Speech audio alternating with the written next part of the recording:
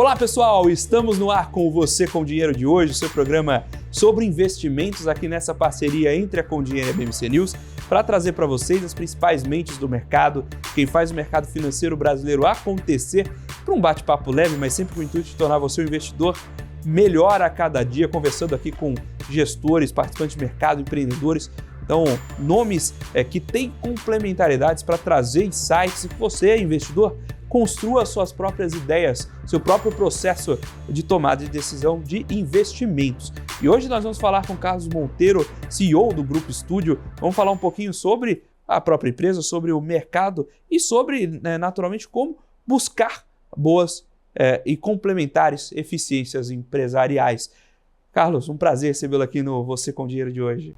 Felipe, eu que agradeço estar aqui, trazer para o mercado financeiro as soluções que o Grupo Estúdio vem oferecendo, não só através da parceria que a gente tem com os assessores da XP, mas através dos nossos mais de 700 franqueados no Brasil todo. Maravilha. Eu queria começar justamente, geralmente a gente puxa a descrição da companhia no último bloco, mas em alguns casos eu gosto de justamente inverter essa ordem para apresentar o modelo de negócio. E aí eu queria que você começasse justamente aí. Eu fui sucinto na minha apresentação, não queria dar os spoilers. Eu queria que a apresentação viesse do CEO. Então, conta pra gente o que é o Grupo Estúdio, conta um pouco do modelo de negócio de vocês. O Grupo Estúdio é um hub de soluções, serviços corporativos, que tem embarcado muita tecnologia por trás e que busca levar para o mercado corporativo soluções não só na área tributária, mas na área societária, financeira, na área jurídica. São mais de 40 soluções que fazem com que as empresas se tornem mais competitivas. A gente costuma dizer que são 3 pilares por trás das nossas soluções: redução de custo, aumento de performance e compliance. O que é música para o empresário brasileiro, que já tem uma tributação excessiva, tem uma concorrência desleal internacional, o varejo aí, com essa concorrência chegando da China muito forte.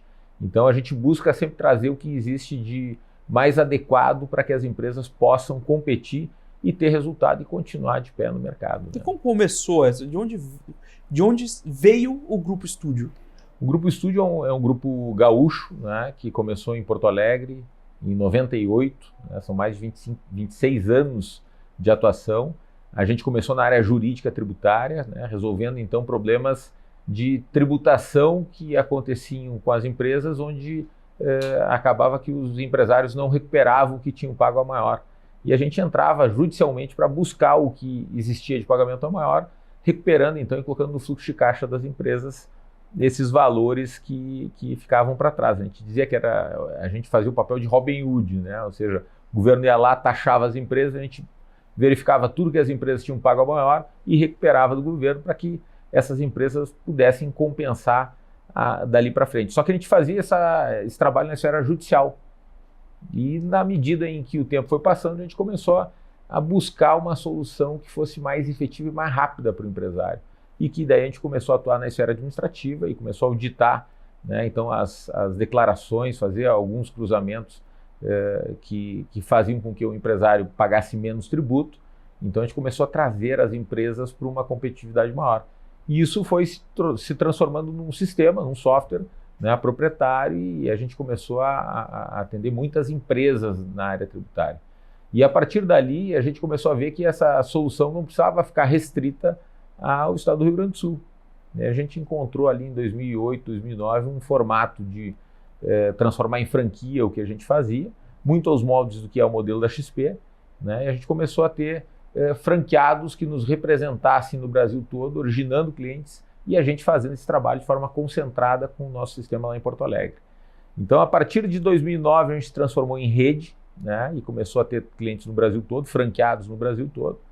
E na medida em que isso foi acontecendo, a gente foi verificando a necessidade de trazer outras soluções complementares que não só no campo tributário. E aí veio solução societária com a estruturação de holding, e esse trabalho todo voltado ao off management. A gente trouxe soluções na área de energia, trouxe soluções na área de M&A. Então hoje são mais de 40 soluções, como eu falei antes, Felipe, para reduzir custo, aumentar a performance e trazer compliance para as empresas. amarração, por exemplo, o senhor comentou de ter esses franqueados à frente. Esses franqueados, eles eles tocam um processo de consultoria também, ou ele vai ser, digamos assim, um intermediário, ele vai fazer a parte comercial, mas a execução do serviço fica concentrada na matriz. Como é que vocês organizam essa prestação de serviço? Como a gente entende que o que a gente entrega é complexo, né, e requer um conhecimento específico, uma tecnologia robusta, né, um investimento muito pesado em sistema, porque a gente tem cruzamentos. Imagina fazer um trabalho no Ambev, por exemplo, que tem um volume de documentos muito pesado, muito grande. Eu tenho que ter de forma concentrada a execução desse trabalho, né? E o nosso franqueado ele tem o papel de se relacionar com o cliente e levar o que tem de mais adequado conforme a dor desse cliente. Então a gente treina ele, tem todo um processo de desenvolvimento desse franqueado para que ele possa chegar à frente do cliente, entender a dor e ver qual é a solução que a gente consegue ajudá-lo, né? E daí, na medida em que ele traz o contrato, a gente entrega de forma concentrada. Então o franqueado tem um papel de originação de cliente, né? Mas para isso ele é desenvolvido, ele é treinado, ele tem uma certificação que acontece a cada 6 meses para que ele se mantenha atualizado do que tem de mais adequado para cada perfil de empresa. E quem é esse franqueado? Você já comentou sobre, por exemplo, os escritórios da XP, os escritórios de agente autônomo. Quem mais é franqueado? Quem pode, por exemplo, ser franqueado, digamos, estrito sensu do Grupo Estúdio? O grupo ele tem 14 verticais de negócio, né? Então, por exemplo, na Estúdio Fiscal, que é uma vertical voltada a resolver as dores da área tributária, né? A gente tem muito franqueado que tem perfil de advogado, contador, né? Ou até mesmo consultor de alguma área financeira. Então ele tem 2, 3 tipos de perfis que se interessam em levar esse tipo de soluções, porque no final do dia a gente coloca dinheiro no caixa da empresa com a solução tributária. Na área societária, a gente tem advogado também, mas tem muito assessor de investimentos que quer atender a pessoa jurídica e acaba que não tem uma solução adequada dentro do escritório de assessoria, mas com o Grupo Estúdio ele acaba levando essa solução, né? Estruturação de holding, eventualmente constituir uma offshore, criar algum tipo de modelo societário pensando em sucessão ou proteção de bens. Na área de energia, por exemplo, a gente tem engenheiros, arquitetos como franqueados, né? Então, das 14 verticais de negócio, né, cada uma tem uma persona adequada com um perfil que melhor se enquadra para oferecer aquelas soluções. Na Estúdio Agro, por exemplo, que é uma das verticais dessas 14, a gente tem veterinário, agrônomo, que tem relacionamento com o empresariado do mundo do agronegócio, já trabalha com alguma solução, né, dentro da porteira ou fora da porteira e quer entregar mais soluções que possam trazer competitividade. Então, o perfil é um perfil que tem aquele profissional que tem a capacidade ou tem ou gosta de se relacionar com o cliente, gosta de originar cliente, gosta de fazer relacionamento. Esse é o perfil que mais se adequa, né, porque ele tem todo um background, toda uma estrutura de outsourcing concentrada lá em Porto Alegre para entregar as soluções que ele oferece. E quando a gente está comentando um pouco sobre a intermediação, mas qual o perfil, quem é o cliente do Grupo Estúdio? Empresas, né? Tu pode imaginar qualquer segmento de empresa que, de preferência, tem um faturamento acima de 20 milhões ano, né? E aí a gente tem clientes como a própria Ambev, que eu falava antes, não existe uma limitação de faturamento, mas as empresas que mais a gente consegue ajudar, né, são empresas que faturam entre 50 milhões ano e 400, 500 milhões ano. Por quê? Porque são empresas que estão sofrendo as dores do crescimento. Muitas vezes elas estão crescendo e ainda não têm a governança adequada, não têm as tecnologias mais pertinentes ao faturamento, ao modelo, ao número de profissionais que hoje trabalham lá. Então, essa mudança, né, esse crescimento gera algumas dores que a gente acaba entrando e entregando muita solução. E dentro dessas, você comentou justamente desse segmento, essa faixa de faturamento. Existem características que que chamam a atenção. Você fala, olha, a empresa está com essa dor, seria importante ela fazer um movimento como esse e eventualmente ela não olha porque eventualmente não conhece. Eu vou te dar alguns exemplos de empresas, né, que a gente acaba conseguindo ajudar muito. A empresa que hoje, né, não tem uma contabilidade interna, né, e então tem a contabilidade externa, e faz com que então esse contador que atende várias empresas de vários segmentos trate ela como mais um cliente, a gente entra lá e consegue verificar todas as circunstâncias que não estão sendo cuidadas na legislação, que são para o segmento específico ou para os quinais que essa empresa atua. Então, a empresa que está em crescimento, normalmente, ela acaba se resolvendo do jeito que dá, porque primeiro a ordem, né, primeiro o progresso, depois a ordem. Então, as empresas que estão crescendo, a gente consegue contribuir mais. As empresas que estão mais estagnadas, a gente também tem soluções, né? Por exemplo, na área de M&A, a gente tem uma vertical que é a Studio Brokers. A gente faz um buy-side onde a gente identifica empresas que estão buscando crescer, a gente busca identificar qual é o custo de aquisição do cliente e na medida em que a gente consegue ter mensurado esses indicadores, a gente consegue mapear no mercado qual empresa de menor tamanho e que de repente não está com esse apetite de crescimento ela pode adquirir, né? Então depende muito do momento da empresa. Mas como a gente tem dados, e normalmente a gente entra pela área tributária, esses dados acabam sendo minerados pelas áreas de diagnóstico das outras verticais. Então tem empresa que a gente entra lá, faz uma revisão tributária e com base nos dados que a gente precisou para fazer essa revisão tributária, a gente identifica que existe ali um risco junto a instituições financeiras ou tem riscos trabalhistas em função de processos que acontecem. A gente já prepara uma proteção patrimonial, né? Se a gente vê que a empresa tem sócios de uma idade elevada, a gente já identifica a necessidade de um planejamento sucessório. E tudo isso vai dando para a governança do negócio uma possibilidade dela prever o que pode acontecer ali na frente sem que tenha que acontecer, né? Então é isso tudo, como acontece um case aqui e outro ali, o nosso franqueado acaba acompanhando e já chegando para as empresas com a solução antes que os problemas venham a acontecer. Maravilha, estamos batendo esse papo com o Carlos Monteiro, CEO do Grupo Studio, falando sobre, naturalmente, o próprio modelo de negócio, mas também como a gente tem espaço para gerar valor em gestão aqui no Brasil, o que a gente pode absorver de valor, tanto de pensar o modelo jurídico das operações, eventualmente recebíveis, mas também estruturas societárias, M&A, como a gente consegue utilizar recursos profissionalizados de gestão para gerar valor a diversos negócios no Brasil. Agora nós vamos para um breve intervalo, daqui a pouquinho estamos de volta com o segundo bloco do Você com Dinheiro de hoje.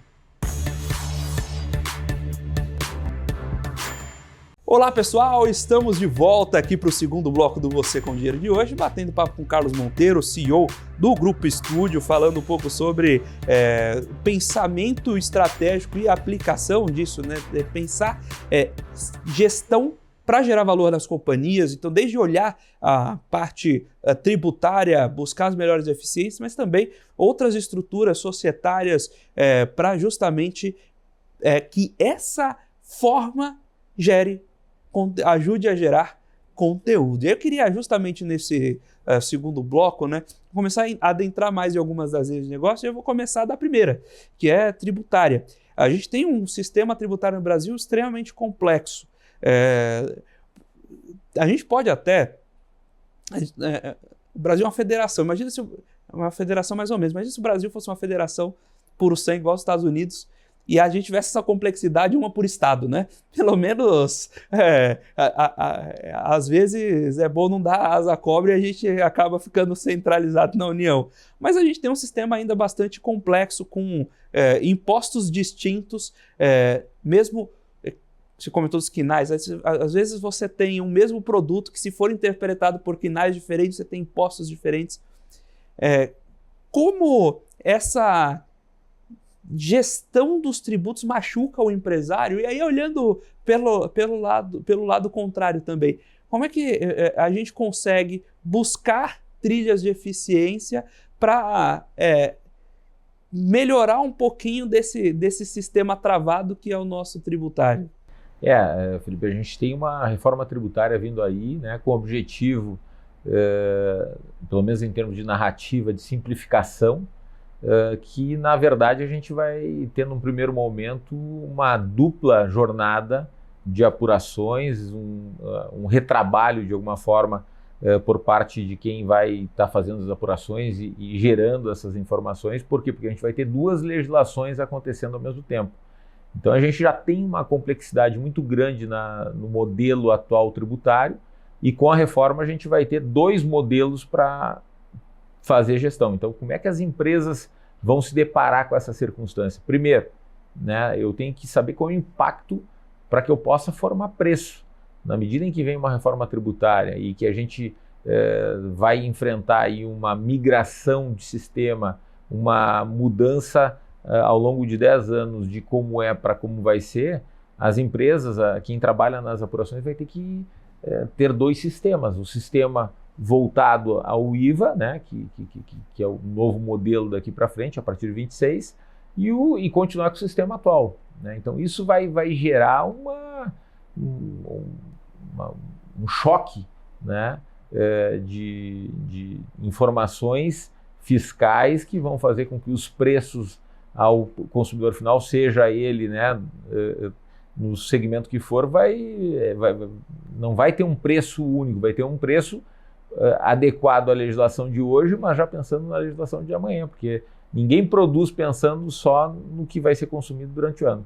Então, a tendência é que a gente passe por um bom período onde o produtor, o varejista, coloque um sobrepreço, né, já aguardando o impacto da tributação que essa reforma tributária vai trazer. Mas o que a gente vem acompanhando? Que quem não está se preparando desde agora, né, vai acabar tendo como consequência ter que se preparar na medida em que a tributação nova começar a entrar. Então, quem não tiver sistema que cruze as duas fórmulas não vai conseguir chegar a uma formação de preço adequada. Eu acho que a tributação a simplificação poderia acontecer a partir dos aumentos dos limites das alíquotas do Simples, né? Então, por exemplo, o Simples Nacional já é uma forma simplificada de tributação. Então, se houvesse um aumento de faixas, né, a cada ano dobrasse o limite de faturamento para as empresas do Simples, a gente teria realmente uma simplificação, como a reforma está querendo trazer, mas sem o impacto que vai causar, principalmente na formação de preço, do jeito que vem. Agora, a simplificação vai simplificar?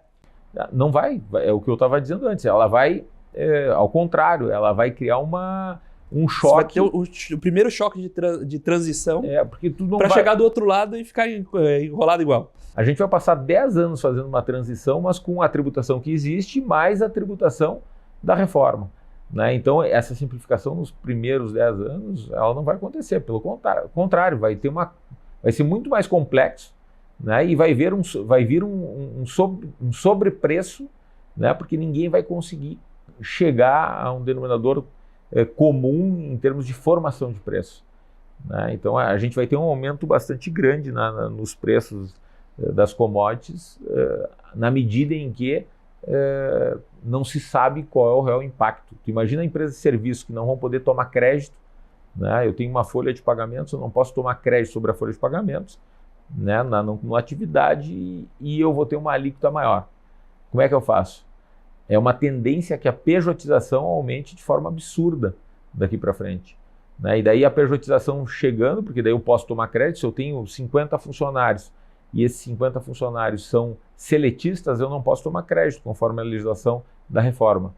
No entanto, se esses 50 funcionários forem PJ, eu posso tomar crédito.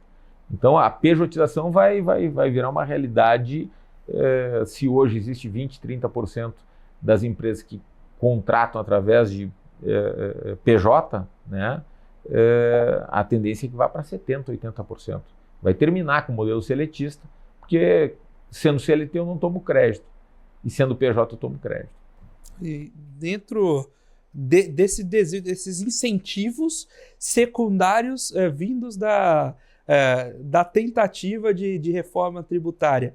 A gente, você já comentou que isso vai ter impacto no preço, justamente porque você vai, no fim do dia, durante o período de transição, pagar mais imposto. Com certeza. Vai pagar mais impostos, vai pagar mais para fazer as apurações, porque aquela contabilidade que fazia, seja interna ou externa, vai custar no mínimo 40%, 50% a mais, porque vão ser duas apurações paralelas, né, até que um sistema seja substituído pelo outro. E você tocou num ponto interessante.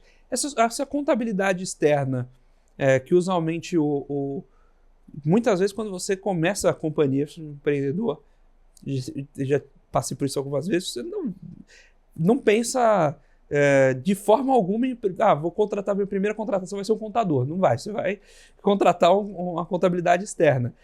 E a contabilidade sendo externa, ela tende a não olhar os nuances da sua companhia. Ela tem uma massa de clientes e ela tende aquilo de maneira mais ou menos padronizada. Como vai ser para a empresa que acessa a contabilidade externa? Como vai ser para esses contadores externos se adaptarem a tantas outras realidades dessa reforma? E o que as empresas têm que se preparar? Você comentou de que a empresa já está olhando para isso agora, né? Como passar por isso, especialmente para essas companhias que ainda não internalizaram esse processo de contabilidade?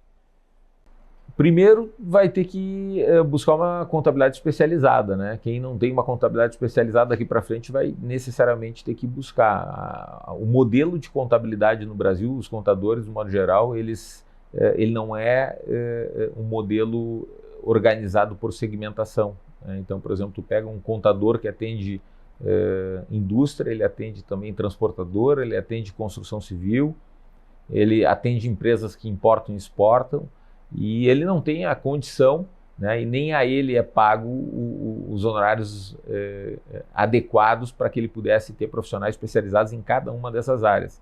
Então a contabilidade vem passando por um processo também de readequação, porque necessariamente o mercado precisa, ainda mais com duas legislações, né, uma atual e a outra da reforma, precisa de escritórios que possam atender as empresas conforme o segmento, conforme as exceções desse segmento, conforme cada KNAI que essa empresa atua.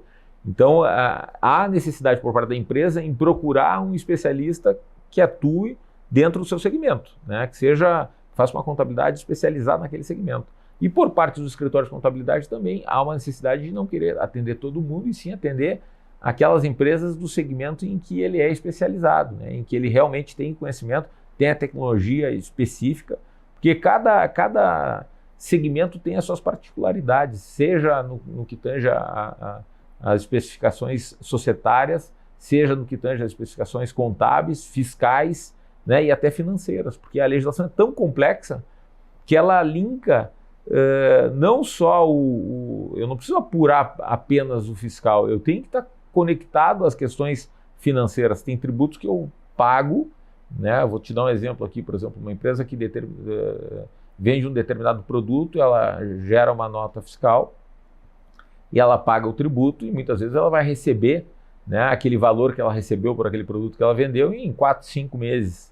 Se houver inadimplência em algum momento, ela pagou o tributo, né? E como é que ela faz para recuperar aquele tributo daquilo que ela não recebeu? A empresa tem que ter uma conexão entre financeiro e fiscal para que essa informação aconteça de forma adequada e alinhada, para que o fiscal recupere o que pagou a mais. Se o sistema não conversa, o financeiro com o fiscal e o contábil, como é que faz isso? Então, por exemplo, esse é um caso específico que a gente faz muito, encontrar nas empresas créditos tributários, né, onde a empresa pagou o tributo, vendeu a prazo, não recebeu o que deveria ter recebido, só que o fiscal já recolheu e ele não tem a informação do financeiro de que há aquela inadimplência.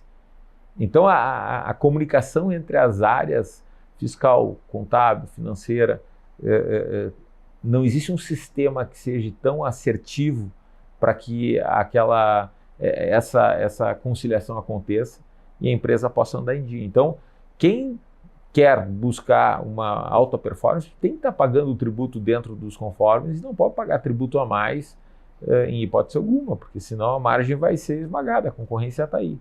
Então tem que buscar a melhor estrutura contábil que seja especializada dentro do segmento e os escritórios de contabilidade têm que cada vez mais se especializar. Falando em pagar o menor tributo possível, tem um outro fator que é a própria estrutura de capital da companhia. Embora no Brasil a gente tenha taxas de juros altas, o fato é que o benefício fiscal da dívida, ou seja, você não pagar tributo sobre o lucro, sobre um pedaço que não é lucro, que você paga como juros, torna o processo de investimento da companhia num intervalo razoável, mais eficiente.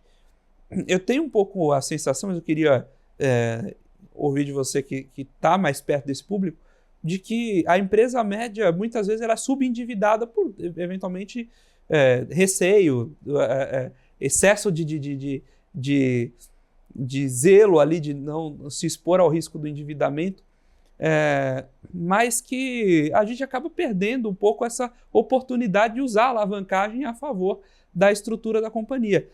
De fato, minha percepção está correta, tem espaço para uma estrutura de capital mais eficiente no Brasil, os empresários buscarem boas dívidas saudáveis para compor o balanço?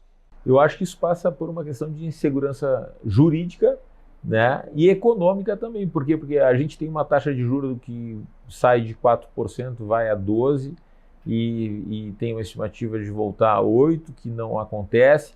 Então a insegurança por parte do empresário, que por mais que ele tenha bons negócios a serem feitos, onde investir, né, em fazer uma dívida ou não, é uma insegurança, né, econômica, né, onde a gente ainda tem, acima de tudo, algumas circunstâncias como uma pandemia, né, com a questão política que a gente, dependendo quem assume o extremismo, né, no que tange a questão política, influencia muito. Então, o empresário ele até tem o apetite de tomar uma dívida, fazer uma operação estruturada de antecipar recebíveis, pagar alguma taxa de juro para que ele possa fazer o que talvez ele não pudesse fazer se não fizesse essa dívida. Mas as inseguranças são tantas, Felipe, que eu percebo que o empresário está mais preocupado em fazer o básico bem feito, né, porque as influências do mercado político, mercado econômico e a insegurança jurídica,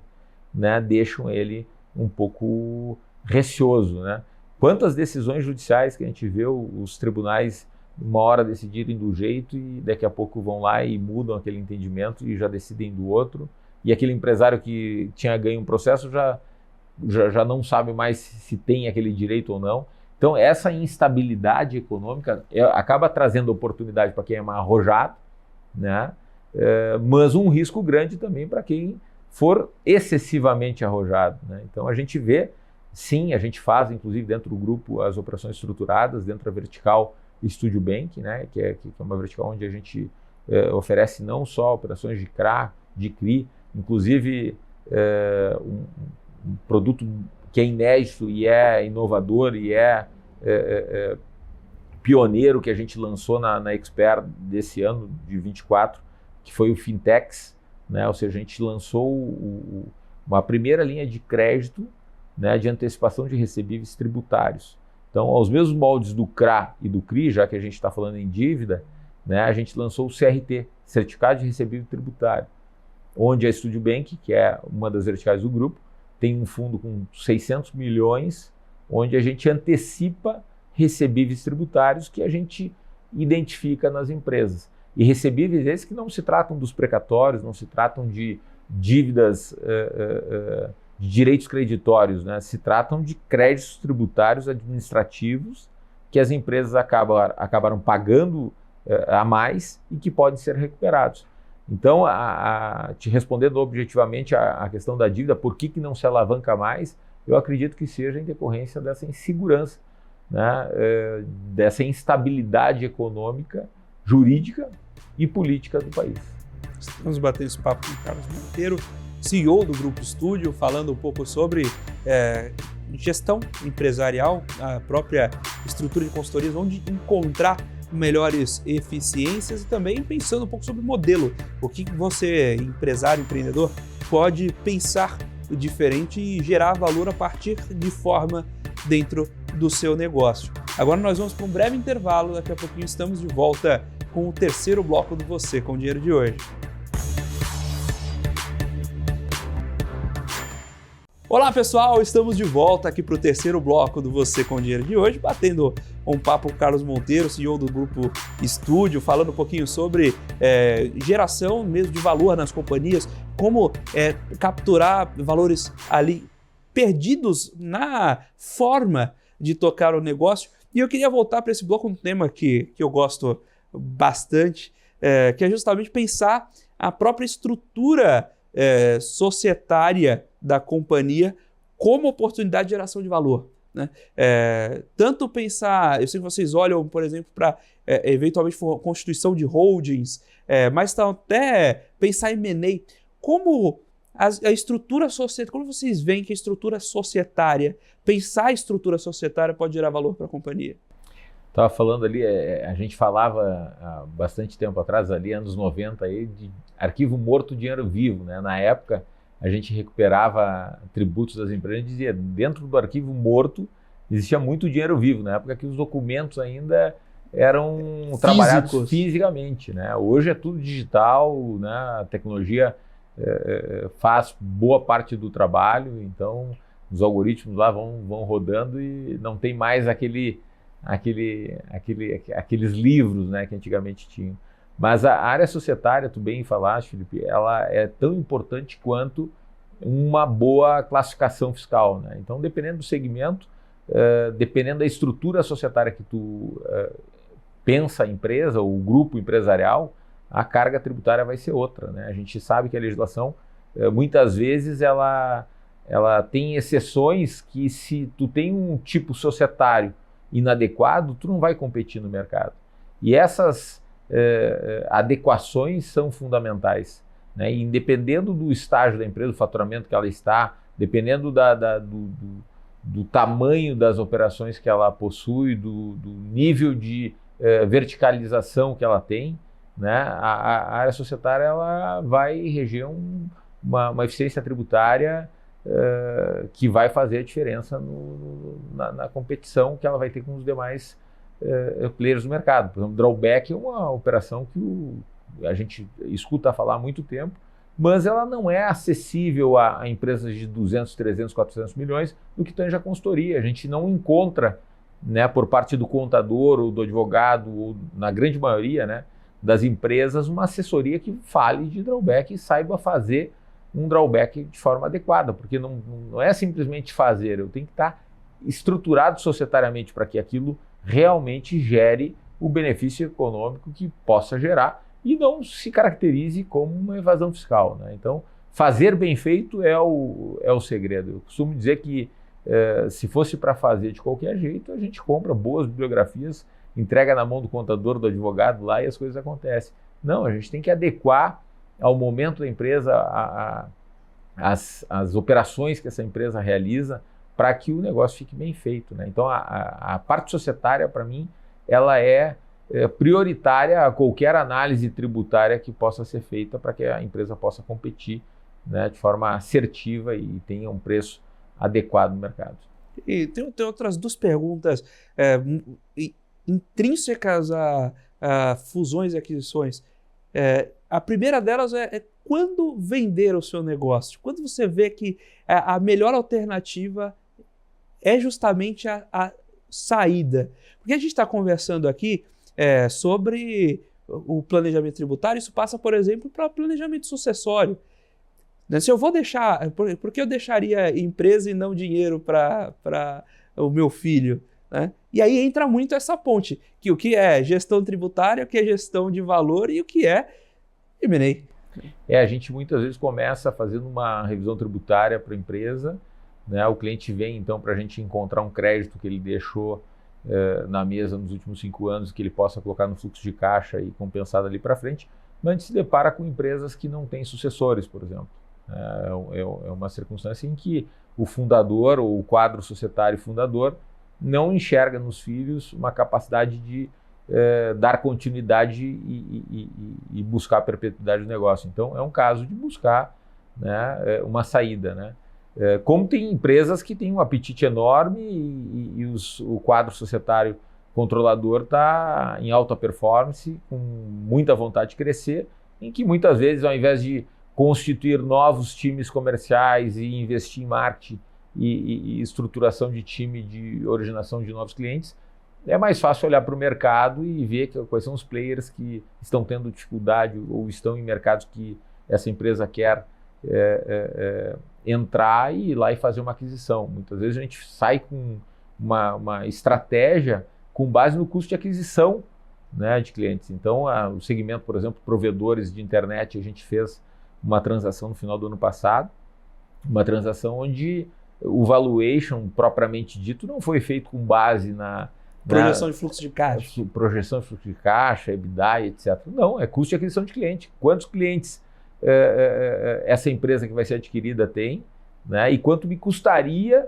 entrar nesse mercado, quanto me custaria cada um desses clientes. Então, se a empresa tem 30 mil clientes, né, e o meu custo de aquisição de cada cliente é R$3.000, eu tenho um valuation, um cheque de 100 milhões, 90 milhões de reais para fazer a aquisição dessa empresa e ganhar esse mercado, né? Até porque para me estruturar um time comercial e ter uma força comercial para entrar no mercado que eu não estou ainda, né, o custo de aquisição do negócio não é idêntico àquele que eu tenho, onde eu já estou estabelecido, onde eu já estou, né, há bastante tempo. Então, o M&A ele é uma alternativa e não só para a empresa que não tem sucessor, não tem a capacidade de continuar, mas também para aquela que quer crescer. É que nem bicicleta, né? Ou pedala ou cai. Não dá para ficar parado em cima da bicicleta, e a empresa é assim. O empresário ou está buscando crescer, ou ele está investindo em crescer, fazendo dívida, como a gente falava antes, se alavancando para ganhar mercado e diluir, né, alguns custos que são fixos, que não mudam, ou então ele tem que deixar o lugar para o outro que está com esse apetite fazendo com que as coisas aconteçam. Eu lembro que eu conversava com os professores na graduação, e eles falavam que não existia padaria de bairro de 100 anos. Ou cresce ou morre. Em algum momento a empresa tem, como você comentou, é a bicicleta. Se você parar de pedalar, ela cai. Exatamente. E muda, tudo muda, né? O mercado muda, os sistemas mudam, o que o cliente precisava já não é mais a mesma coisa, e quem não está se reinventando, né? Eu sempre digo que quando a gente analisa a margem de negócio, a gente não pode esquecer que aquele negócio que não está reinvestindo, né, em tornar obsoleto a maneira como faz hoje, é um negócio que ali na frente não vai existir mais, porque alguém está investindo em tornar obsoleto aquilo que está sendo feito, né? Então é necessário a gente, empresas que não têm uma área de P&D ou que não têm investimento, né, em startups, não estão olhando para o mercado como um todo, atentas, a gente percebe que é um caso de começar a pensar numa saída, começar a estruturar um valuation, começar a estruturar uma assessoria para que a gente possa fazer uma consolidação. E tem alguns segmentos que crescem por consolidação também, né, Felipe? Sem dúvida. Agora você tocou nesse ponto de começar a estruturar uma assessoria. A gente estava conversando no bloco anterior sobre a dificuldade de organização tributária, dado que, por exemplo, muitas vezes uma empresa média ainda herda o seu contador externo de quando ela começou.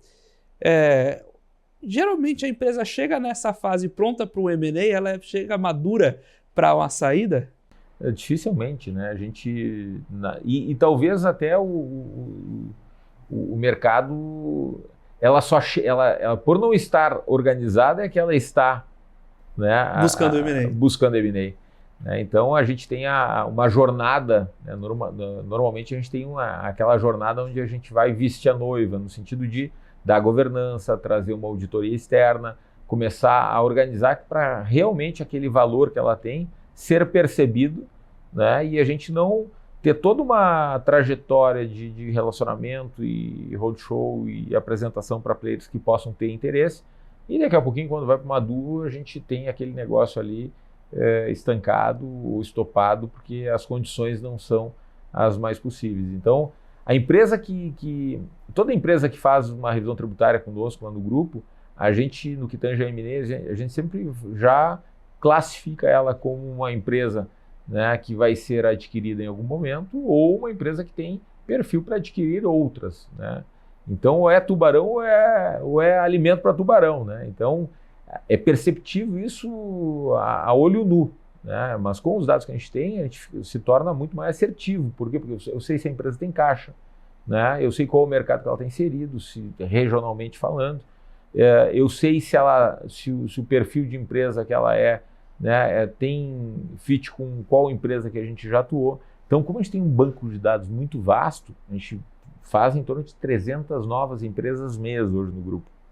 Então, tu imagina a quantidade de dados para dar match, a gente sabe qual é a empresa que teria mais performance se estivesse, né, junto com outra, né? Então, eu tenho uma determinada empresa que tem um custo logístico gigante e distribui uma determinada commodity só. Por que não ela distribuir, aproveitar esse custo logístico e fazer aquisição de outras commodities, né, como a Camil, por exemplo, que vem cada vez mais aumentando seu portfólio de produtos por ganho logístico, né? Então, desde a sinergia, os aspectos financeiros, muitas vezes tu pega uma empresa que tem um produto fantástico, mas está endividada, pagando juro alto, enquanto tem outra no mesmo segmento que está com caixa, né, e buscando investir em crescimento. A sinergia que existe entre esses dois players, né? Então, e aí volto, né? Tem a questão sucessória, a questão de quadro de controle, né? Eu tenho um time de controle que quer a continuidade ou tem condições de fazer esse trabalho de sucessão, se já está com idade avançada. Então, são inúmeros KPIs lá que a gente acaba cruzando e percebendo oportunidade e sinergia. Estamos batendo esse papo com o Carlos Monteiro, CEO do Grupo Estúdio, sobre empresa, sobre gestão e geração de valor a partir de gestão. Agora nós vamos para um breve intervalo. Daqui a pouquinho estamos de volta com o quarto e último bloco do Você com Dinheiro de hoje.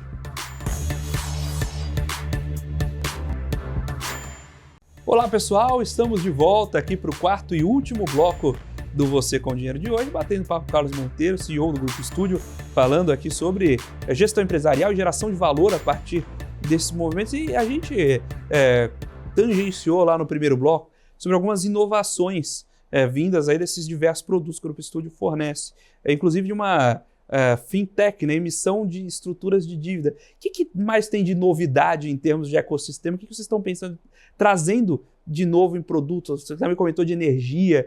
O que tem ali de novidade bacana para a gente pensar esse ecossistema? Felipe, o Grupo Estúdio, ele já com 26 anos, né, chegou um momento em que a gente está se estruturando para fazer uma abertura de capital. Esse que é o nosso propósito.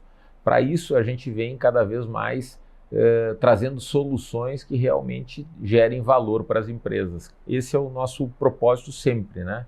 Então, desde redução de custos, aumento de performance, compliance, são soluções não só proprietárias, como a gente vem plugando outras soluções, né, trazendo empresas que tenham tecnologia ou que tenham algum tipo de serviço ou até educação, né, porque muitas vezes a gente entra na empresa, resolve um problema, mas o time de recursos humanos lá precisa ter um education para dar continuidade àquilo que a gente fez. Então, as soluções são inúmeras, desde a área de energia, desde a área societária, da área tributária, da área financeira. A gente faz muita, por exemplo, a empresa entra lá, a gente vê qual é o nível de endividamento que ela tem, qual é a taxa de juro que ela está pagando. Se ela tomou essa dívida no momento em que a taxa estava maior, a gente oferece a portabilidade para ela por uma taxa menor. Se ela não está no Mercado Livre ainda, a gente leva ela para o Mercado Livre, né, com algumas regulações que acabam acontecendo e não chegam para as empresas na velocidade que precisa. Então, a gente, dentro de uma busca, né, de transformar os nossos clientes em mais competitivos, né, e fazer com que eles cresçam mais, a gente está atento a todas as soluções que tu possa imaginar em termos de serviço corporativo, tecnologia ou educação. A gente vem também com o CRT, que eu falava antes, né, que é como o CRI e CRA, né, fazendo essa antecipação desses recebíveis. É inédito uma antecipação de recebível tributário no mercado brasileiro, né, e através da Fintechs, que é a nossa Fintech, né, Fintechs, a gente consegue antecipar os valores que as empresas nem sabem que tem ainda, né, no que tange a parte tributária. Então, a empresa com um simples CNPJ que ela nos manda, a gente já faz um pré-aprovado para ela, de tributos que ela tem para recuperar na esfera administrativa. Na medida em que ela fornece para a gente o certificado A1, né, que é uma chave para que a gente possa entrar na Receita Federal e ter a leitura das informações que estão lá declaradas, a gente faz um aprovado. Em até 7 dias eu digo quanto que eu posso antecipar de um valor que essa empresa sequer sabia que tinha. Né? E daí eu antecipo esse valor, ela assina um contrato para que a gente faça o CRT, que é o Certificado de Recebível Tributário, e na medida em que a gente tem esse lastro, né, essa empresa, na hora que recebe o valor da Receita, de forma um depósito na conta dela, ela não só paga o que ela tomou de dívida, né, como ela paga os honorários do lastro, que é o CRT. Então, as soluções são inúmeras, né? Porque a gente começa na área tributária e a gente depois vai para as outras todas. E você comentou sobre a abertura de capital. É um plano do Grupo Estúdio ter suas ações listadas? O grupo vem se preparando, não só no que tange a governança, no que tange a ter toda aquela formalização necessária para a abertura de capital. E a gente vem trazendo para o nosso pool de empresas, hoje são 14 empresas próprias, né? A gente vem fazendo aquisição de outras, mas também empresas que queiram fazer parte dessa abertura de capital para que a gente possa chegar a um número que realmente faça sentido, né? A abertura de capital que está prevista aí para os próximos 4 anos. E qual o tamanho do grupo hoje? Assim, a gente tem os parceiros externos, mas quantas pessoas, qual o tamanho de time, volume de clientes, o que você puder trazer para dar cor aí a essa instituição? O grupo tem 300 profissionais em Porto Alegre, né, que são os responsáveis pela entrega dessas soluções todas, divididas em 14 empresas. Cada empresa dessas tem um time de conhecimento, sócios de conhecimento. A gente tem uma partnership viva em cada uma dessas 14 empresas, né?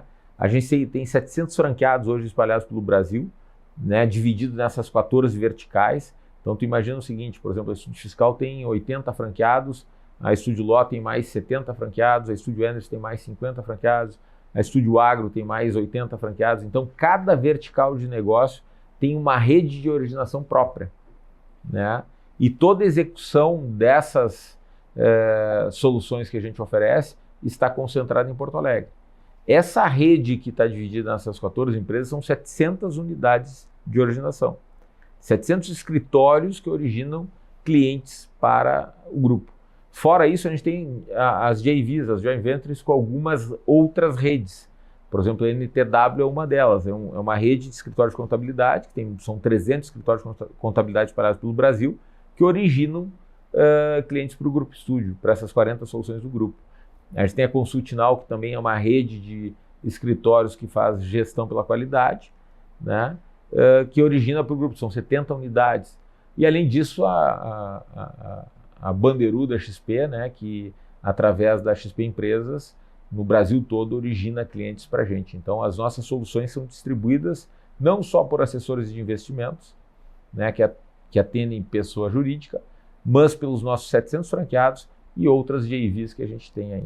Maravilha. Cara, grande prazer bater esse papo com você. Por incrível que pareça, já passou ali nossa hora de hoje, mas eu queria te deixar também à vontade aí para esses momentos finais, deixar os seus contatos do Grupo Estúdio, quem quiser procurar os serviços de vocês, ou mesmo passar a ser um dos parceiros, por onde pode encontrar vocês? Na verdade, a gente está no Brasil todo, né? Como eu falei antes, através dos assessores da XP, através dos nossos franqueados e através das JVs que eu citei, né? E de qualquer forma, a gente hoje, colocar lá grupoestudio.com.br, vai acessar o escritório mais próximo para poder atendê-lo, né? Eu acho que, para finalizar, são mais de 14 bi gerados de resultado para os nossos clientes, né? E a gente sempre na busca de tornar os nossos clientes cada vez mais competitivos. Eu que agradeço, foi um prazer estar contigo, Felipe. Um grande prazer, Carlos.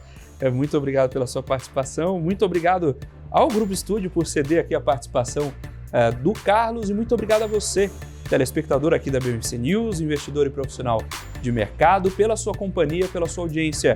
O Você com Dinheiro vai ao ar todos os dias para trazer para vocês essas mentes que fazem e pensam o mercado financeiro brasileiro, para provocar você, trazer insights, trazer novas ideias e que você, investidor, consiga tirar suas próprias conclusões, suas próprias ideias de investimento, seus insights e mesmo o seu processo de pensar e tomar a sua decisão. O Você com Dinheiro é uma parceria entre a Com Dinheiro e a BMC News. E se você quiser saber um pouco mais sobre a Com Dinheiro, como ela pode ajudar você, seus investimentos, ao seu negócio, visite lá www.comdinheiro.com.br ou deixe também para a gente um e-mail em contato@comdinheiro.com.br. É sempre um prazer ouvir, ter contato com todos vocês. Se você também não quiser se limitar aqui ao programa, quiser saber mais, acompanhar mais, relembrar momentos icônicos aqui do programa, acompanhe lá também a gente no Instagram, @você.comdinheiro. A gente está lançando lá conteúdos inéditos também para vocês acompanharem e, naturalmente, Felipe Ferreira lá no LinkedIn. É sempre um prazer tê-los conosco. Você com Dinheiro de hoje vai ficando por aqui. Muito obrigado mais uma vez pela sua companhia, pela sua audiência e até a próxima.